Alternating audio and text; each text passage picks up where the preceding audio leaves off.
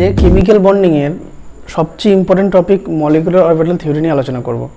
Molecular orbital theory থেকে তোমার 11-এ যেমন যথেষ্ট পরিমাণ কোশ্চেন আসে, তোমার নিট লেভেলে, জেই লেভেলে, এবং এই কনসেপ্টটা থেকে এইচএসেও কিছু কিছু কোশ্চেন আসে কনসেপ্ট থেকে। তাহলে তোমার নিট বা জেই মেনের জন্য তোমার এই জিনিসটা কিন্তু তোমার মলিকুলার থিওরি খুব গুরুত্বপূর্ণ। তাহলে molecular orbital theory MOT, molecular orbital theory,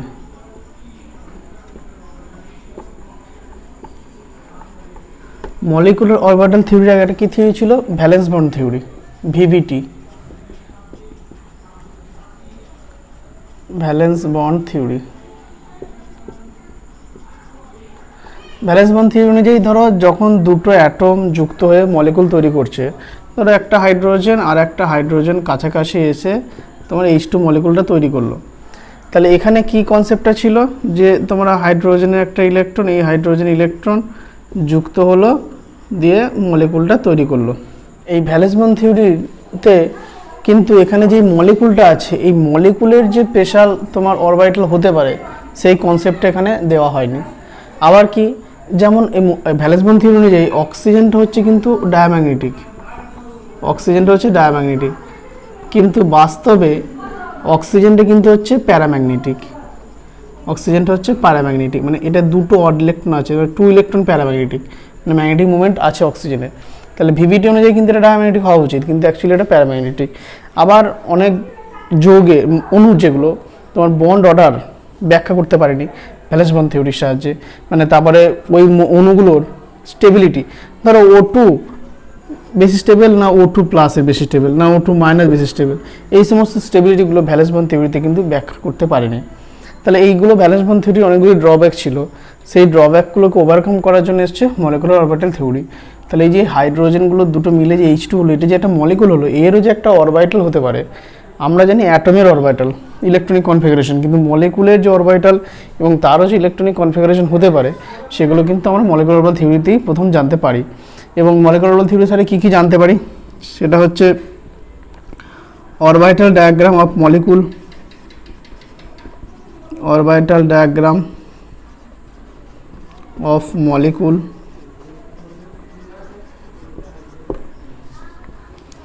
তারপর হচ্ছে stability of molecule,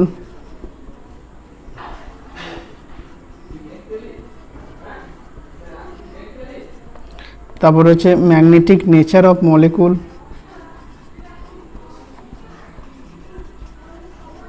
nature of molecule, bond order of molecule, order of molecule, তোমার bond dissociation energy of molecule, bond dissociation energy of molecule,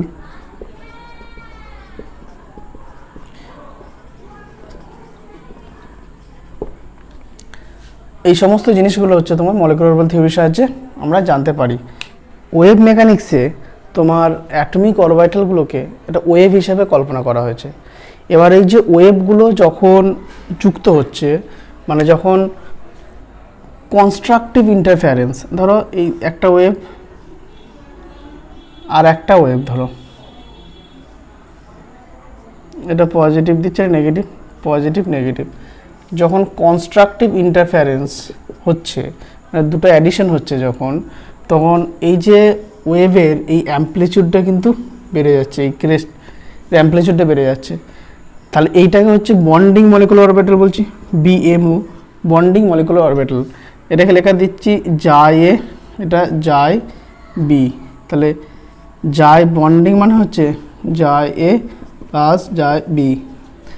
আর যখন destructive interference হচ্ছে, positive negative, তোমার difference হচ্ছে, actually মাইনাসটা হচ্ছে destructive interference, তখন এইটার অ্যাম্প্লিটিউডটা কিন্তু কমে গেল। এখানে যেমন বেড়ে গেছিলো, এখানে কিন্তু অ্যাম্প্লিটিউডটা কমে গেল।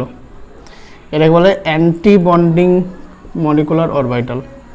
এটা কি যায়, এটা বন্ডিং, যা অ্যান্টি বন্ডিং হচ্ছে যায় এ মাইনাস যায় বি। যায় যায় বি মানে ওয়েভগুলোকে যায় দিয়ে লিখছি ওয়েভগুলোকে, ঠিক আছে।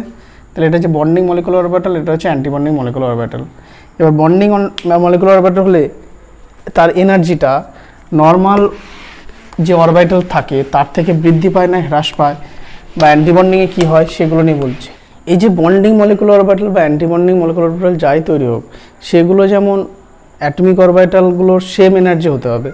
যেমন ধরো একটা এস অরবিটালের সাথে আর একটা এস অরবিটাল মিলিত হয়ে bonding molecular orbital anti bonding molecular orbital তৈরি হবে। ধরো এই একটা এস এর সাথে আর একটা এস, তাহলে মিলিত হলো, তাহলে কি হচ্ছে বন্ডিং মলিকুলার অরবিটাল, তার মানে এটার আকারটা বেড়ে গেল, এটা হচ্ছে বন্ডিং মলিকুলার অরবিটাল হলো। এবার যদি এটা ডিস্ট্রাকটিভ ইন্টারফারেন্স হয় তখন কি হলো, ইলেকট্রন ডেন্সিটি তাহলে কমে যাবে। তাহলে এইটা এখানটা ইলেকট্রন ডেন্সিটি সবচেয়ে কম হলো এখানটায়, এটা হচ্ছে নোডাল প্লেন।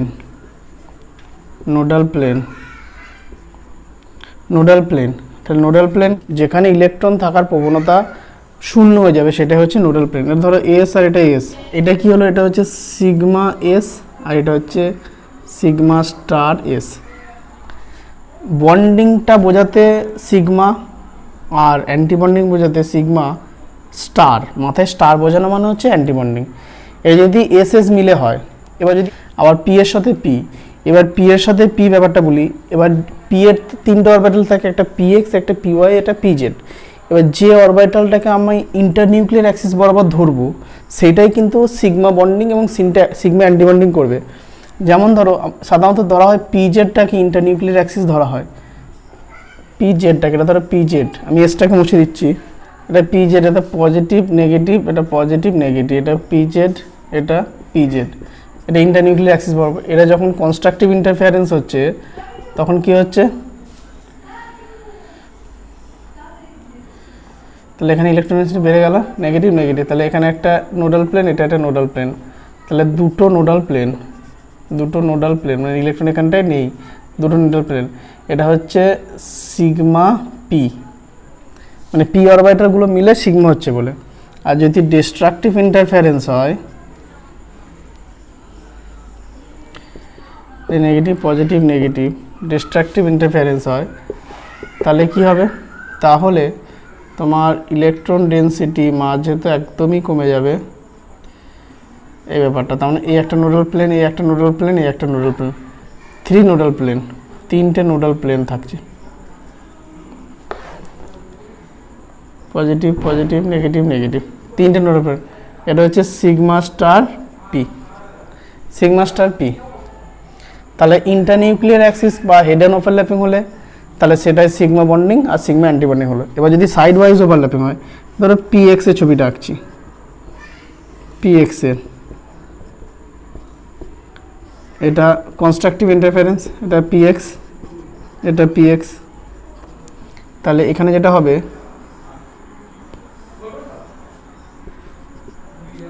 পজিটিভ, এটা হচ্ছে একটা নোডাল প্লেন,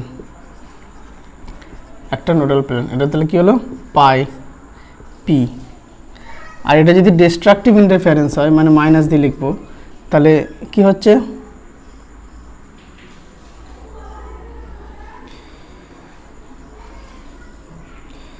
তাহলে একটা নোডাল প্লেন, এই একটা নোডাল প্লেন, তাহলে দুটো নোডাল প্লেন,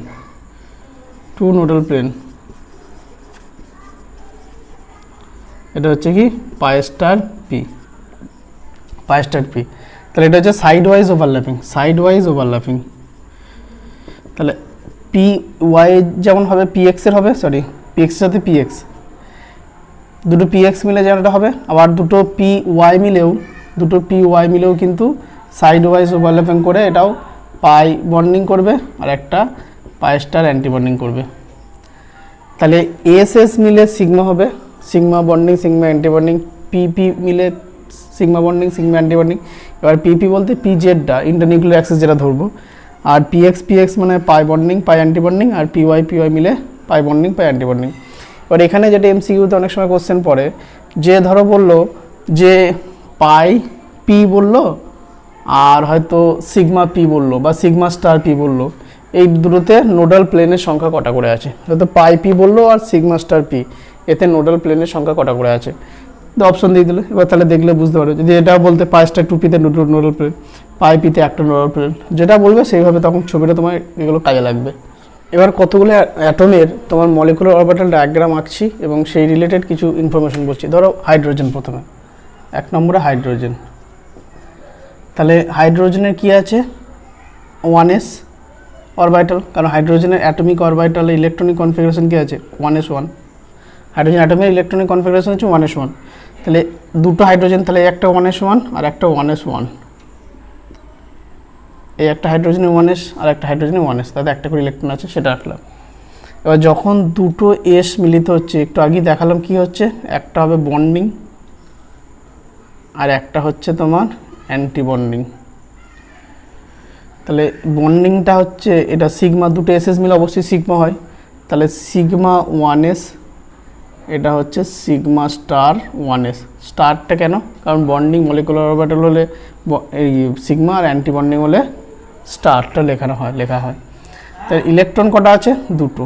এবার এই যে ইলেকট্রনগুলো এখানে ফিলিং হবে, ইলেকট্রনগুলো ফিলিং হবে কিন্তু অ্যাটমিক অরবিটালে যেমন হয় 3টে রুল, যেটা Pauli's exclusion principle, Hund's multiplicity principle আর হচ্ছে আব্বা প্রিন্সিপাল, এই 3টে অনুযায়ী। তাহলে এখানে এনার্জিটা কম আছে সিগমা 1s এর এনার্জি, ওরা যদি বলি সিগমা 1s এর এনার্জিটা কম আছে, এখান থেকে সিগমা স্টারের 1s এনার্জিটা বেশি। তাহলে যেখানে যে অরবিটালের এনার্জিটা কম থাকবে সেখানে ইলেকট্রন আগে প্রবেশ করবে, তাহলে এর এনার্জিটা কম বলে এখানে ইলেকট্রন আগে প্রবেশ করলো। তাহলে এখানে এই যে দুটো ইলেকট্রন আছে, দুটো ইলেকট্রন কি একটা আর একটা ইলেকট্রন কিন্তু সেম স্পিনে থাকবে না, কেউ অপোজিট স্পিনে, কারণ দুটো ইলেকট্রনের 4টে কোয়ান্টাম সংখ্যা কখনো এক হয় না। সেটা আমরা কি অনুযায়ী জানি, পাউলিস এক্সক্লুশন প্রিন্সিপাল অনুযায়ী। তাহলে পাউলিস এক্সক্লুশন প্রিন্সিপাল অনুযায়ী এই দুটো ইলেকট্রনের স্পিন কিন্তু অপোজিট হবে। তাহলে দুটো ইলেকট্রন হয়ে গেল, আর অ্যান্টিবন্ডিংয়ে যাওয়ার মতো এর কিন্তু ইলেকট্রন নেই। তাহলে এর ইলেকট্রনিক কনফিগারেশন কি হলো, প্রথম কথা হচ্ছে এটা হচ্ছে এনার্জি অর্ডার, এটা এনার্জি অর্ডার। তারপরে হচ্ছে electronic configuration of H2, H এর নয়, H2 এর ইলেকট্রনিক কনফিগারেশন অফ H2 কি হচ্ছে সিগমা 1s তোমার 2, আর সিগমা স্টার 1s কিছুই নেই, তাহলে ওটা লিখছি না।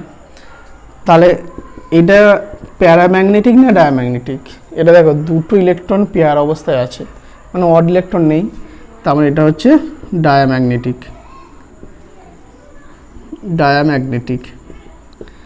তাহলে এর বন্ড অর্ডার কি হবে, বন্ড অর্ডারের ফর্মুলা হচ্ছে number of bonding minus number of antibonding by 2। তাহলে বন্ডিং ইলেকট্রন কটা আছে, দুটো, অ্যান্টিবন্ডিংয়ে ইলেকট্রন এখানে কিন্তু নেই, তাহলে 0/2, মানে বন্ড অর্ডার হয়ে গেল 1। বন্ড অর্ডার 1 মানেই তাহলে একটা হাইড্রোজেনের সাথে আরেকটা হাইড্রোজেনের একটা বন্ড হয়, সেটা আমরা জানি যে একটা হাইড্রোজেনের সাথে আরেকটা বন্ড, হাইড্রোজেন 1 একটা বন্ড হয়, কিন্তু এখান থেকে দেখো বন্ড অর্ডার কিন্তু বেরিয়েও গেল যে 1।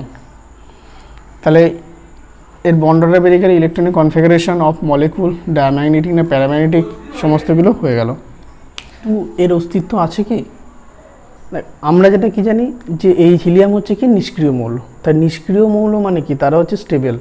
তাহলে এই হিলিয়ামটা সে তো অ্যাটম অবস্থাতেই স্টেবল আছে, মানে 1s2 ইলেকট্রনিক কনফিগারেশন, সে পরমাণু অবস্থাতেই স্টেবল আছে, তার তো ইলেকট্রন নেওয়া বা দেওয়া দরকার নেই স্টেবিলিটি গেইন করার জন্য।